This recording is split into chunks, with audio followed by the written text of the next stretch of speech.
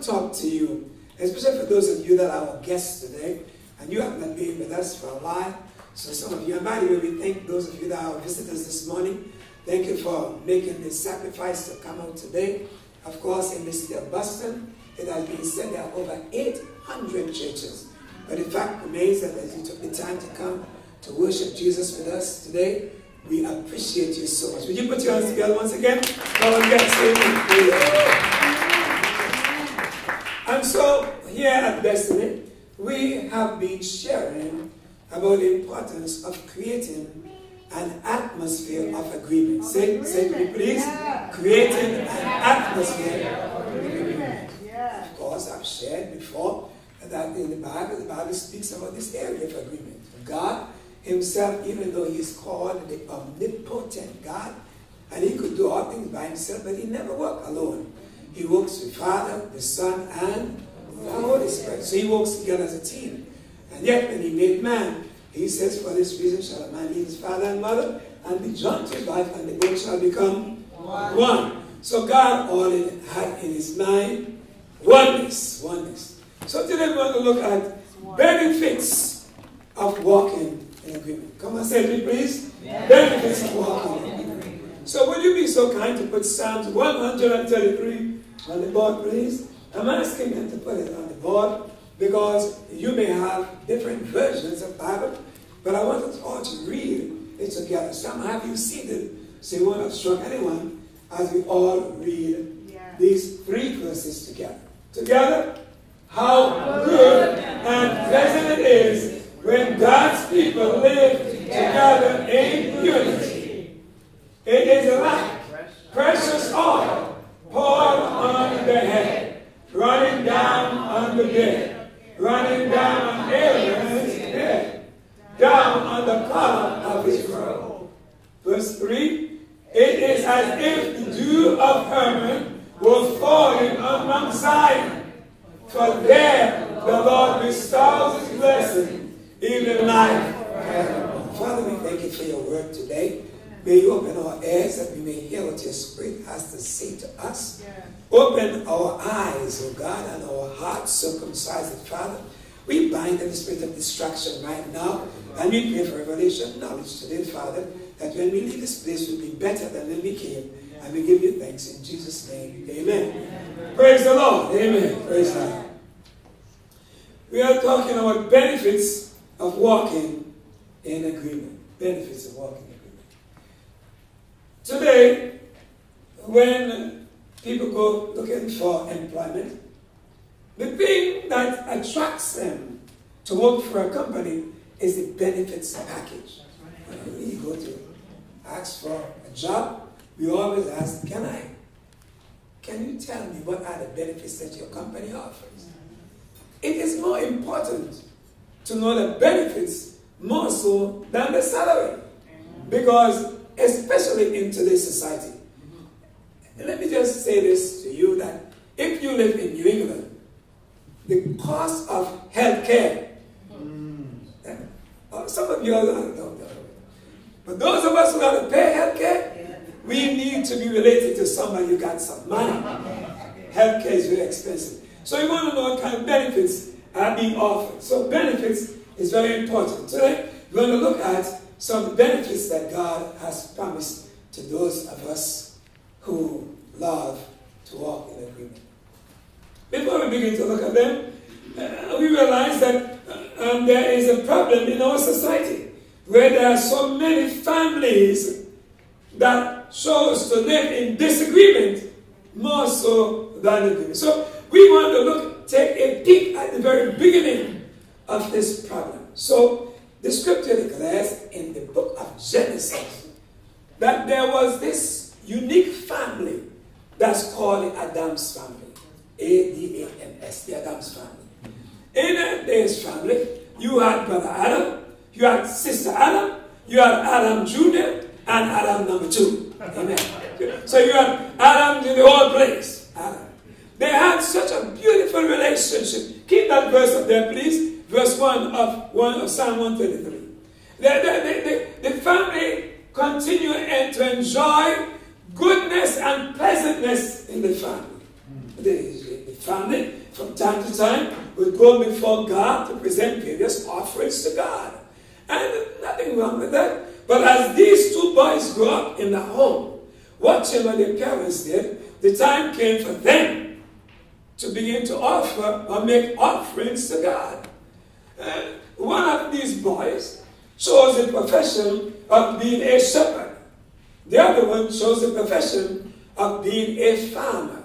Now, of course, nothing wrong with their call to do it. Somebody must work. Amen? Amen.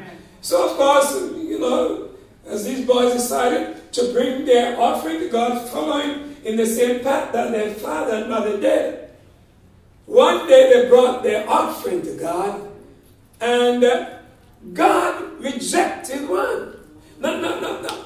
Now, let me say this to you, brothers and sisters.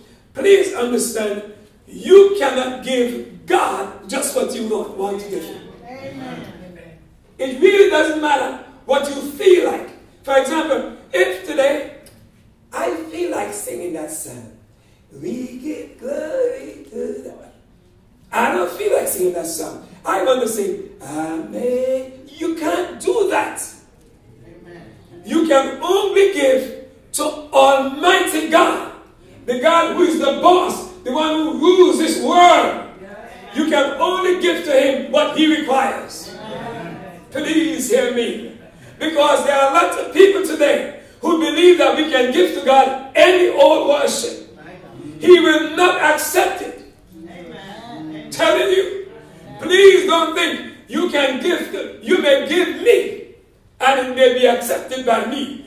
But if you're going to give to God, you better know that you got to give to God what He requires of you. Only. So, of course, this young man, firstborn, decided he will give to God what he felt like giving God. So he gave God what he felt like. And God asked the question, who are you giving that to? God looked at him. Who are you giving that to? I just wonder as I'm talking to you, when you stood worshiping God, what is He saying? Is He smiling at the offering you give? Or is He making a frown on His face, saying, who are you giving that to? For example, if you lift your hands to worship God and you know that there is stuff that you are not clean, God is asking, who are you giving that to? Who are you offering that to? Well, of course, God rejected the first boy's offering, but He accepted the other boy's offering. Well, when this older brother, whose name was Brother Cain, saw that Abel's was accepted, but his was rejected, he felt ashamed. Now we as men, and I'm going to say this to men, you brothers that are here today, we really do not do well with rejection. Now sisters may be able to handle it better than us brothers. But when we as men are rejected, we could kill somebody. I'm telling you the truth. When men are rejected, all kinds of stuff goes on inside of his psyche. Well, why did he reject man? Is he a God of favoritism? So, of course, the rejection by God to Cain caused Cain to develop inside of him a jealousy against his brother. Follow me, please. I want to share with you what could disturb the goodness and the pleasantness of a family. In this family, the Adam family, here you have Brother Cain looking at his blood brother, same mama, same papa, and jealous him. That his jealousy caused him to despise his brother. God foresaw, seeing that God is omniscient, God foresaw the result of that rejection. And because of the love that God had for Cain, God decided, let me help you, Cain. So He came down and visited Cain, while Cain was upset and angry about the rejection, and asked Cain the question, Cain, man, upset. For you to have an encounter with your Creator is a blessing. Amen. God came face to face with Cain and said, Cain, why are you upset, man? Why are you angry? If you did what is right, would you be accepted? Man, you didn't do what I asked you to do. How do you expect me to accept from you, who is my creation, what you felt like giving me? Don't you see there's a problem with it? If there's anybody who should get upset and angry, it's me. But I see that there's a problem inside of you. And listen, Cain, if you do not deal with this problem now, it will fester and it will end up that you being a murderer. But of course, Cain failed to pay heed to God's warning. Let me pause there and I'm going to go into the Bible. Just a moment before I get back, please. Would you kindly turn your Bibles to Job chapter 23, please? Just want to share with you that the love that God has for us causes him to do some things that is outside of his character. Job chapter 23. Job chapter 23. In Job chapter 23, listen what the writer says. Chapter 23. Look at verse 14. If you go there with me, please. Verse 14 says, for God does speak, not one way, nor another, all because of his love, though no one perceives it.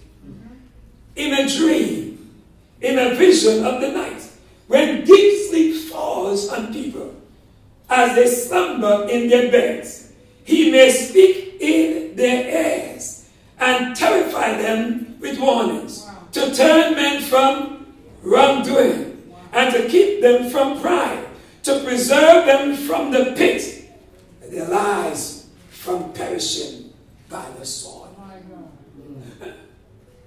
Cain! Let's remove the name Cain from there. Put your name right in there. Roland! Put your name. Wayne! Euron! Put your name right in there. I'm trying to get your attention. I'm yelling. I'm speaking to you. And because you will listen, guess what? When you go to bed and asleep, I'm going to crawl up into your dream. So, all of this because of the love that he has for us. Yeah. And he gets into dream and he shares what he wants in a dream. And when you wake in the morning, you are terrified. You are afraid. You may even, right now as I'm speaking to you, remember some dream that you had. That God spoke to you and you thought it's because you had carrot cake and ice cream. It's because God was trying to get your attention. Yes. To speak to you. My God. Trying to get you to turn. Well, of course, he says, hey, my son, I can see the tomorrow of your life. If you don't deal with this issue. He said, this is the words of God to Cain. Cain, sin is crouching at the door of your heart. Now, you guys have heard me say that word sin in the Hebrew means to miss the mark. What is the mark? The mark is, can you put that on the screen, please? Psalms 133, thank you. No. Psalms 133. The mark is that he was experiencing in the family goodness and pleasantness. The Adam family had peace. The Adam family had pleasantness. The Adam family had joy. God saw the condition of the heart of this man. And God wanted to make sure he gave him the warning unless he dealt with that peace, that problem. Man, you disturb the pleasantness and the goodness in this family. Cain was hearing that. His ego says, you think that God will accept yours and not mine? But we see about that. So of course, one day, you find in verse 8, he said, let's go to the field. In the meantime, he's going to the field. He's premeditating what I would do with my brother. Abel being his brother, simple-minded, he's not thinking that his brother going to hurt him. Because in the family, there was what? Goodness and pleasantness. So he's simply going along with his brother. While they're out there, he perhaps waited back in a minute, and he turned around and maybe pick up a piece of wood or something and knock his brother out. It's the first murder in the Bible. Now, the killing of his brother Abel, the blood of Abel spilled on the ground. I'm not even going to address what God said as yet. I just want you to know that when he slayed his brother, something happened to him. Have you ever noticed that whenever someone commits a crime, the first thing is run? They're bad, they got guns, pow, pow, pow. And they take off running because they awake to the reality of the crime that was committed. He awoke to the reality that the goodness and the pleasantness that was in the family had been shattered. There is no peace in the family anymore. Actually, what Cain did, he didn't just kill Abel, but he killed the entire Adam family. He shattered the family. One decision. He failed to pay heed to the warning of God. And before I move on, let me say this to you. All of us in this room, at some time or the other, you will be rejected by somebody. Apply for jobs. Thank you so much. Your resume looks nice, but right now we chose this one over you. Oh, okay, you've never been there. Okay, keep on living. I was employed by a secular company. In fact, I don't know why I say secular, because everything belongs to God. Everything, the whole world. I employed in this company, and after going to school in Northern Essex College in Hillville, I remember that they told me, after completing the course that they wanted me to take, I came back to the company and I told them that I've completed the assignment they sent me to. And of course, they wanted to give me the position of manager of quality control. That's when they sent me to this place. Well, after completing, I came back to the company. The company hired an operations officer to train me on the practical job that they wanted me to do. That operations officer did not show his face up one day. But at the end of the period of time that they gave me, the personnel department called me in the office. And when they called me in the office, they said to me, Roland, we want you to know that I spoke with the operations officer and they told me that you was not qualified for the job. Dealing with what? Rejection. Come on, dealing with what? Rejection. Immediately, I got to be honest with you, the first thing that came across my mind, Pastor Don, is they want to give it to the white man. Come on, let's deal with it. We're going to deal with the facts here today. Because we live in New England. And racism and discrimination is prevalent in this society. Can I have an amen? So of course, here I am, working my off, amen. And I'm there trying my best. So of course, when they told me that, they saw a black man turn red in the office. Take your salvation, put in the shop for me, and come back. When they saw me, they said, oh, Roland, don't get upset, don't get upset. I want to take this form, go home, and fill it out, and come back. Now, I took the form, brought the form home, and I said to this young girl right here, guess what, honey? The company told me that I'm not qualified for this job, but they gave me this paper and told me to fill it out and bring it back to them. My wife said to me, let us pray over this form.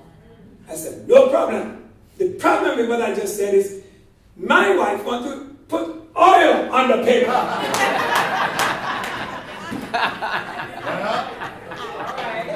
She believed you are anointed at first. And says, how am I going to take a greasy paper back to this paper? No, they think I'm not qualified. True. I took my finger, and we laid hands on that paper and began to pray. While she was praying, the Lord showed me something. Hear me, please. I saw in the heavens like clouds, and the clouds rolled back. And I had a peek beyond the clouds, and I saw hands holding like a scroll, some put to the right and some put to the left, which showed me that there is a battle that's being waged against my future. So then right away, I began to pray in the spirit, not in English. There are some things that you fight only in the spirit. So I began to fight in tongues. Pastor Ewan, I went back to work with this paper, no grease on it. We fall back to the office. I asked, can I see the personnel manager? She's out today sick. Went back tomorrow. Went back the next day. She's not there. She's busy. I said, I'm not going back. That's just me. I'm not. If she wants me, she's going to find me. Well, of course, Friday afternoon, I'm leaving the company to go to my car to come home from work.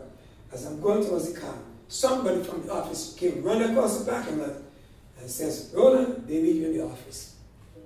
Well, here I am going to the office. As I'm walking to the office, that old Negro spiritual began to well up inside of me. Nobody, no travelers, this is not for you guys. I'm talking about my experience now. I'm singing that song in my spirit, and my heart is racing. Dude, when they call you to the office, come on somebody, when they call you to the office, you may struggle. Walk into the office. As I'm going to the office, my heart is going doop, doop, doop, doop, doop, doop, and I'm walking behind this person going to the office, and they sat me in a small cubicle. And when they sat me, the person brought me left. And by the left, all kinds of demons begin to play in my mind. If you had only closed your big mouth and thought that you're buying and losing, if you're going to get to the job, and I'm sitting there. And then the personal manager walked in, looked at me and says, Roland, we want you to know that on Monday morning, we are hiring 6 persons for you to train on this job, and we are giving you an increase of $6,000. Now listen to me. Have you ever been speechless? You couldn't find words to speak. I just felt dumb. And as she looked at me, she says, if you don't want it, then I don't know where else to put you. And I'm thinking, don't want it. In my mind, I'm thinking, oh my God, if I had not talked to that devil, that was kind of my blessing, I would have dealt with that rejection and blamed somebody who had nothing to do with it. I got my job.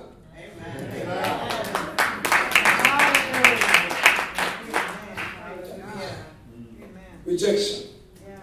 Adam's family was never the same because a member of the family has killed another member of the family. The Bible says in Songs of Solomon that jealousy is as cruel as the grave. Cain did not know how to deal with that level of rejection that it caused him to do something funny. Well, so of course, David decided to share with us what he was talking about. How good and how pleasant it is when God's people, which are brothers and sisters, live together in unity. And then verse 2 says, look at verse 2. It says, it is light. Come on, say it please. It is light. He's trying to share with us what that goodness and pleasantness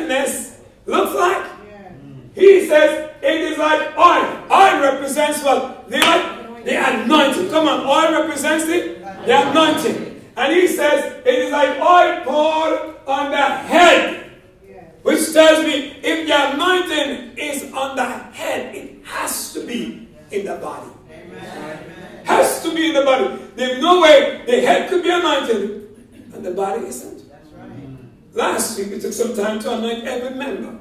Every person that was here was anointed last Sunday. Yeah. We did it round up this morning, asking for God to cover every person, especially as we are under attack. Listen, it is like oil pour running down upon the bed, running down on Aaron's bed, down upon the color of you. As I did my studies in this text, I said, well, oil.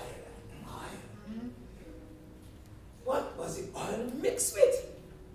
Well, of course, sweet cinnamon. And they got some other ingredients that they put in the oil. The oil was not just regular oil. They had mixed with calabash. It was mixed with cassia and olive oil. You know, the very odor was so pleasant that it filled the room. You know, when I travel, I would like to stop by the store and buy something nice for my wife.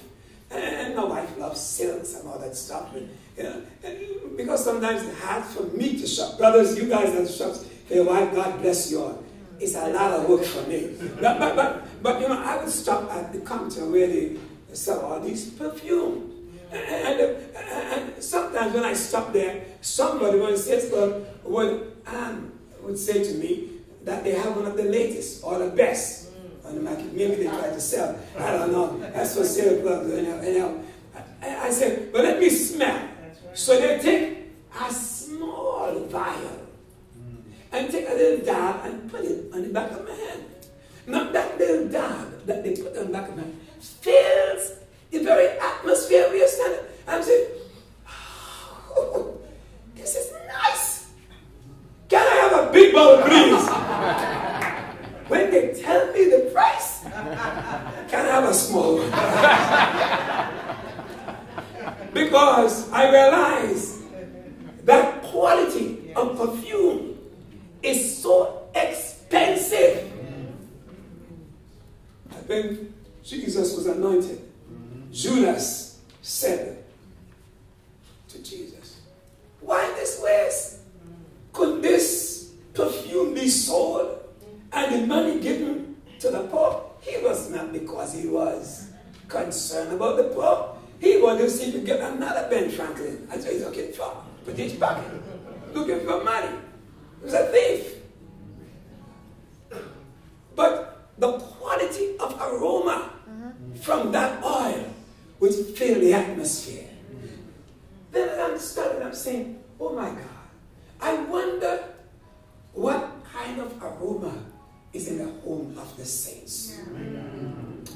You know, when I walk into the home of a saint, I could tell if the aroma is present. Back to verse 1, please. If the aroma is present, if the aroma is good, some of the environment I go in, soon as I step in, because you do not want to be around. Listen to me, please. Because I'm talking to you about rejection. Sometimes we are stinks. We stinks. You know, I have a grandson, and of course, every now and then my wife will say, go take a shower, boy. You stink. I don't want to be around you if you stink. And some of us, as believers, we stink. Sorry. But you perhaps got some cheap perfume that you put on your skin. And when folks come in, what does that smell? What does that smell? I gotta give me some air, please.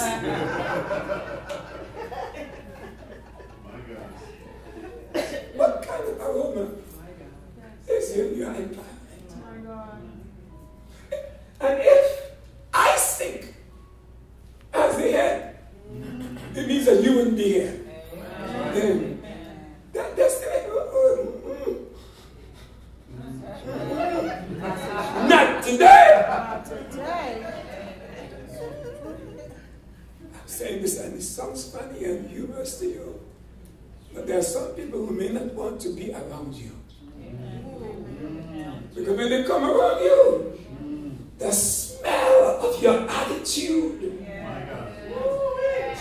The smell of your behavior. You see, I don't want to be around you because you need to get a spiritual bath. Yes. That he said, when the family of God comes together, it ought to be pleasant. It ought to be pleasant. Listen, I grew up in a family. My mother had 10 of us. 7 boys. There was no TV in those days. 7 boys and 3 girls. Mother had 10. And because our family was so big that we did not need to go outside the street to find friends to play. We had a whole village. We could play with one another. Christmas time, oh man, that was a fun time.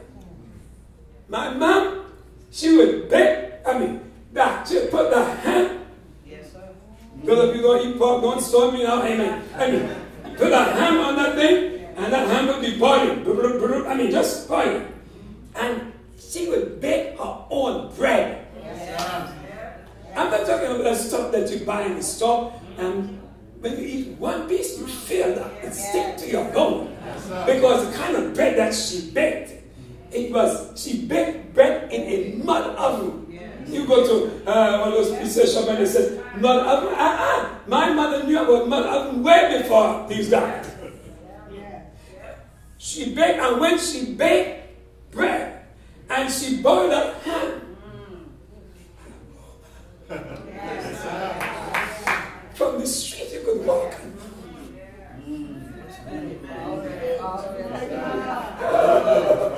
Where is that smell coming from? It makes you want, even if you ate lunch, you still want a piece.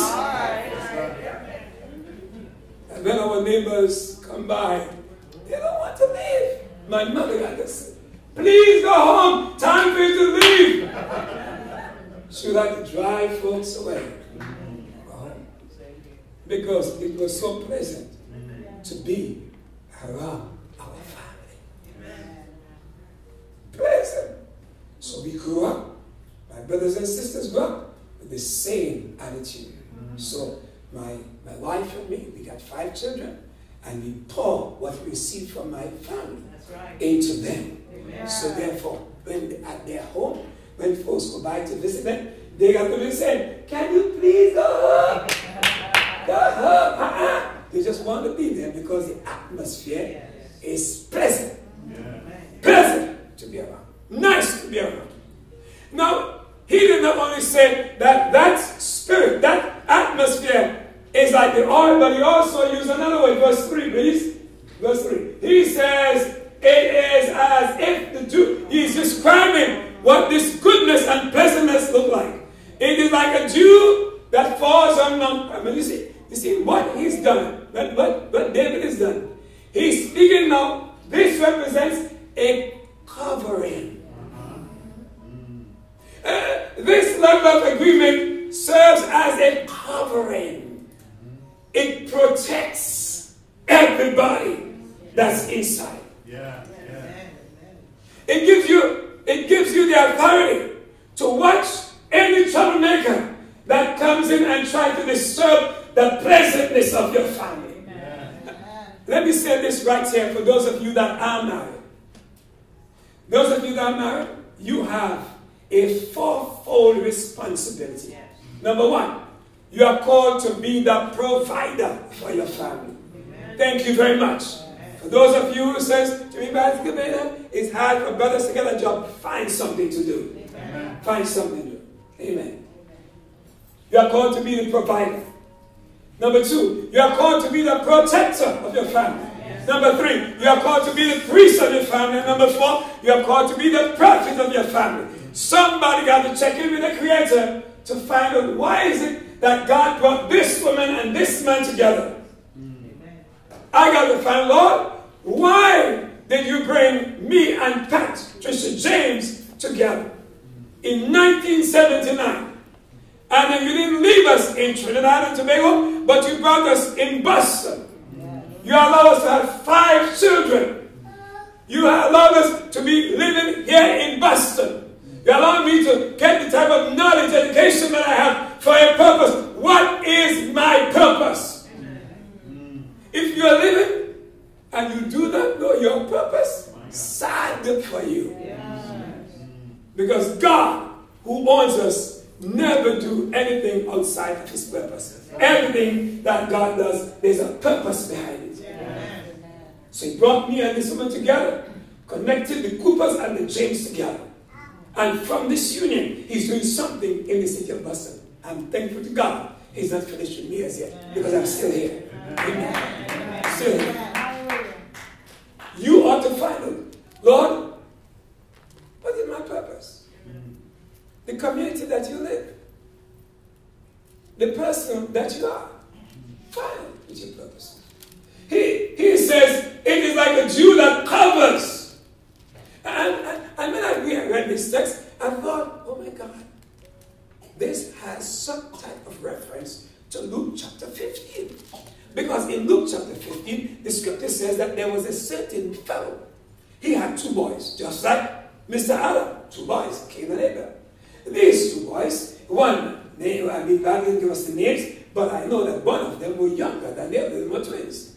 One was older than the other. The older one was more the one that was doing things in the home. The younger one who was under 30 was there. One day, this young one decided he wants to try out what he sees his friends doing outside. So he came before his papa and said, Dad, I want my portion. I know you made the will out, but the will is only active after you die. I want mine now. The father tried to persuade him, son, don't do that. You're not of age. You are not mature enough to handle your matters. Yeah, I know, but I want mine now. I think I've seen enough of you. I don't want to clean the house anymore. I don't want to wash no dishes anymore. I don't want to clean the washroom anymore. I want my own. The dad says, you are not qualified. You can't even wash your socks. And the boy says, I want mine now. Listen to me, please. So the father says, okay, since I can't convince you to stay, here is your stuff. The older brother peeked out the window and he saw his younger brother leaving with his doggy bag.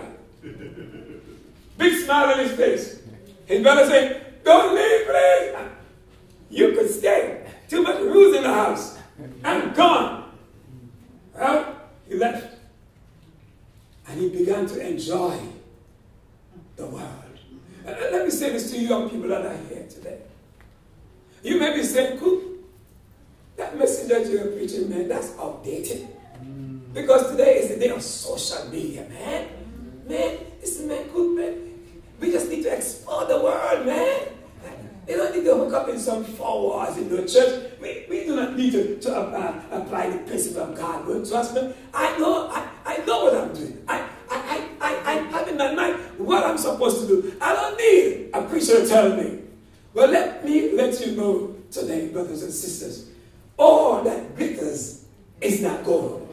And as much as you may look outside and may look tempting to you, please know it's all deceptive. Because whatever you do, it will come to an end. Yes. Amen.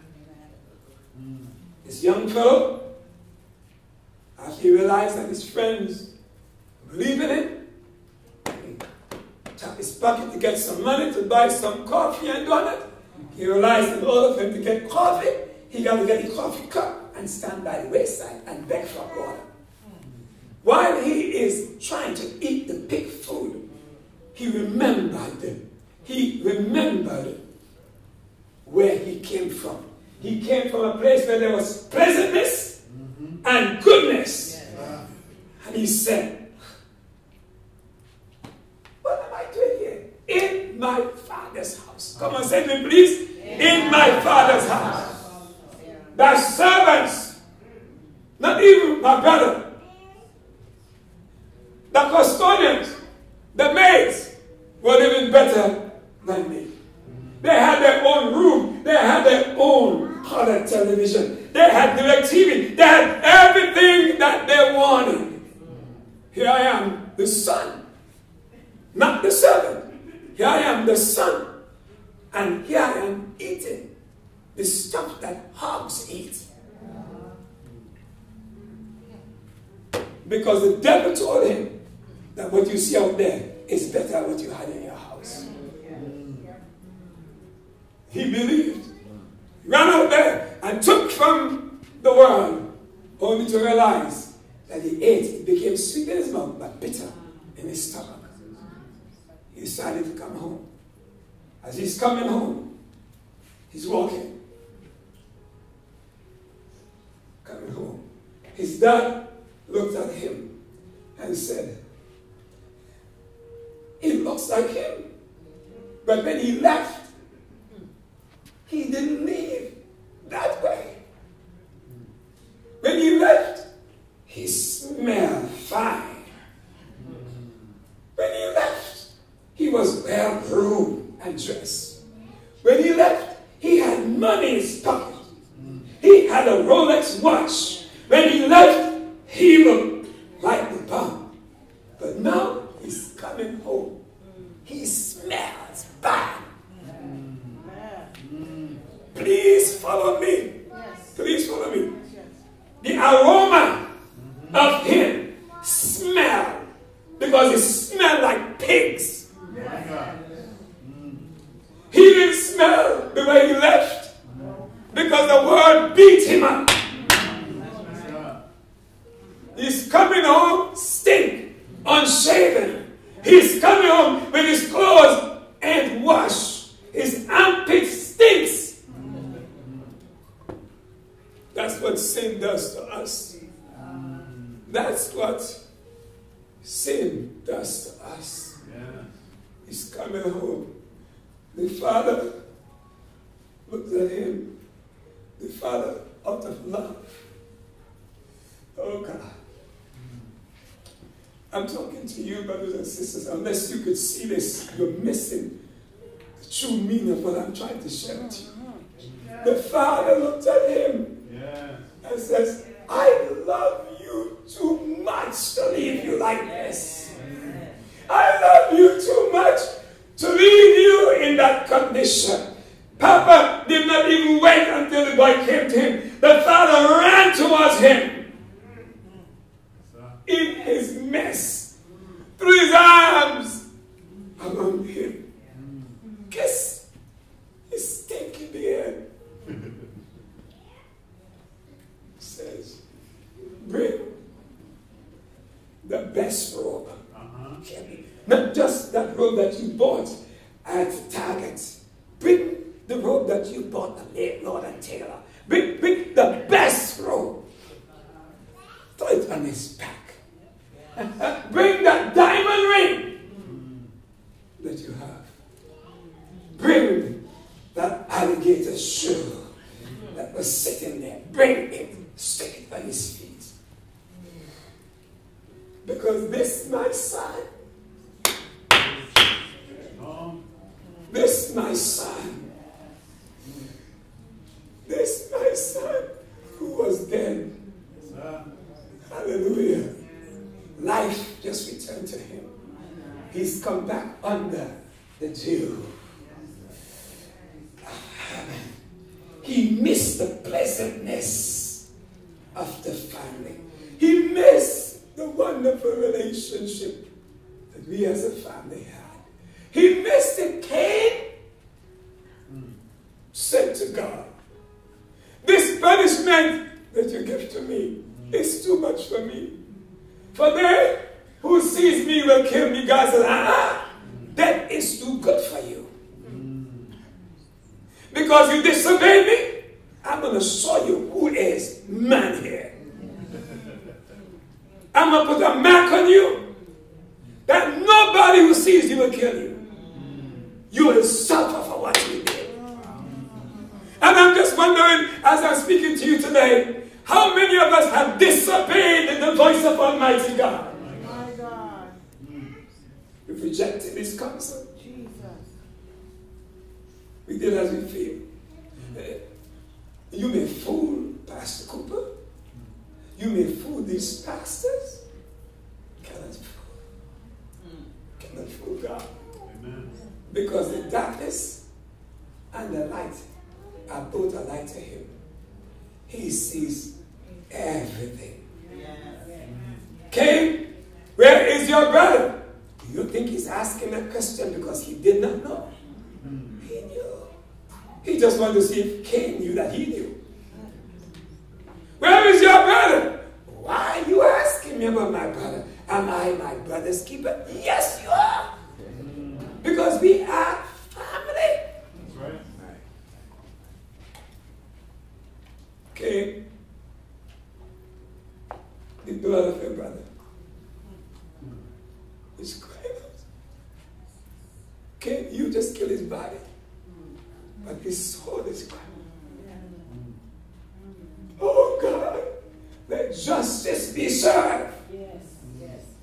And you look at the scriptures and see that because of what Cain did, that whole generations, from generation to this very day, to this 2020, March 1st, 2020, there are people that are still suffering because of what Cain did.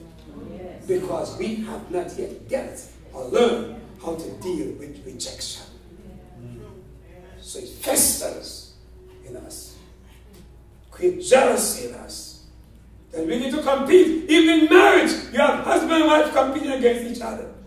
Brothers and sisters competing against each other. When all we have to do is work together. That the psalmist says, how good and how pleasant it is when brethren dwell together in unity. I'm going to shut down right here. I got much more to show you. Next week when we come together, we'll continue in the benefits of walking in agreement. Will you bow your heads with me, please?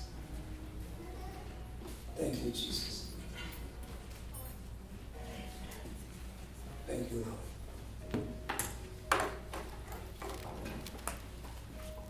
Early this morning, as I was before the Lord talking to him, I said, oh God, I do not know the hearts of your people, but I know what you want. You want us to walk in agreement. I know, Lord, that there is an enemy that is seeking to do everything in his power to make sure that we do not walk in agreement.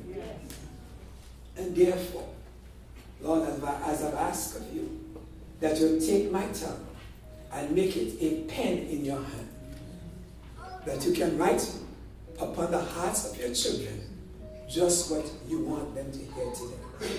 And so, Father, as you gave me your word, I've shared with them what you wanted them to hear. Now, Lord, I pray for them, not only those that are in this sanctuary, but those, dear God, that are watching us online, that are still dealing with this area of rejection. Father, some have been rejected not only because of the place where they are employed, rejected because of a companion, somebody that they dated that rejected them, or somewhere, Father God, somebody have rejected them. And Lord, because we really do not know how to deal properly with rejection, even as you took the time to speak to Cain, will you speak to our hearts, Lord, as to what we need to do so that we can pull ourselves out, not allowing, my God, that rejection to turn to jealousy, where we cannot function in the way that you want us to function. So I pray for these under the sound of my voice, Lord, that Lord God will give them the wisdom. The wisdom, Father God, as how to pull themselves out from that place and to walk in obedience to your command. I come against the working of the spirits that are worked against us. You told us in your word, he's come with one intent, and that is to steal, to kill, and to destroy. But my God, you have given to your church authority over the works of the enemy. And so I bind the influence of Satan right now. I bind his works in the name of Jesus. I rebuke you, Satan. Spirit of death and darkness, I bind you. And I drive you from the people of God. I drive you from their houses, from their families. I command you, take your filthy hands off. For Jesus' blood purchased them.